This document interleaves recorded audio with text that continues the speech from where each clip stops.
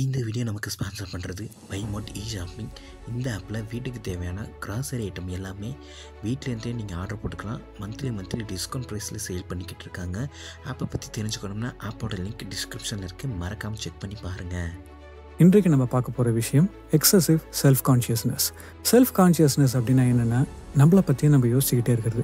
எல்லா மனிதர்களும் தன்னை பற்றி தானே யோசிப்பாங்க அப்படின்னா கரெக்டுங்க. எல்லாருமே நம்மளை பற்றி தான் யோசிப்போம்.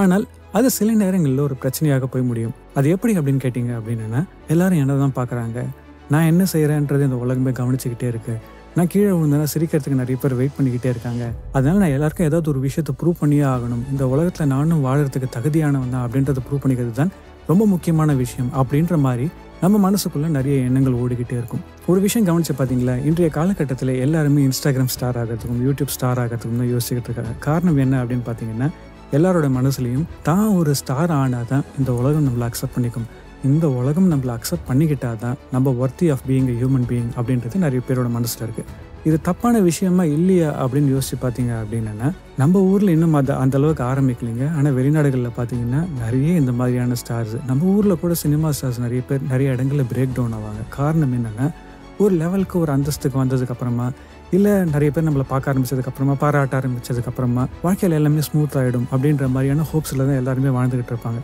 ஆனால் வாழ்க்கையில் நீங்கள் மேலே போக போக கைத்தட்டுற கைகளை தாண்டி உங்களை திட்டுற வாய்கள் தான் அதிகமாகிட்டே போகும். காரணம் என்ன அப்படின்னு பார்த்தீங்கன்னா, அவங்களுக்கு அது ஒரு ஜஸ்ட் 1 minute ஆஃப் என்டர்டெயின்மெண்ட்டுங்க. இந்த உலகத்தில் எல்லாருக்குமே தன்னை தவிர மற்றவங்க எல்லாருமே ஒரு 1 minute ஆஃப் என்டர்டெயின்மெண்ட் தான். இப்படி எல்லாருமே என்டர்டெயின்மெண்ட்டாக தான் பார்த்துக்கிட்டு இருக்க நம்மளை மட்டும் இவ்வளோ சீரியஸாக எடுத்துக்கிட்டு, நம்ம கீழே விழும்போது இவங்க சிரிப்பாங்க, இல்லை இவங்க கைத்தட்டுவாங்க, இல்லை இவங்க கைத்தட்ட மாட்டாங்க அப்படின்ற காரணங்களுக்காக நம்மளுடைய ஒவ்வொரு ஆக்ஷனையும் நம்ம கண்ட்ரோல் பண்ணிக்கிட்டே இருந்தோம்னா அது எந்த விதத்தில் நம்மளுடைய வாழ்க்கைக்கு ஃபேராக இருக்கும்னு யோசிச்சு பாருங்க. இந்த இடத்துல தான் இந்த எக்ஸசிவ் செல்ஃப் கான்ஷியஸ்னஸ் ஒரு பிரச்சனையாக மாறுது. நம்ம யாருன்றது நம்ம அவேராக இருக்கணும், நம்ம என்ன செய்யறோம் அப்படின்றதுல நம்ம அவேராக இருக்கணும். ஆனால் நம்ம செய்கிற ஒவ்வொரு விஷயத்தையும் இந்த உலகம் பார்த்துக்கிட்டே இருக்கு.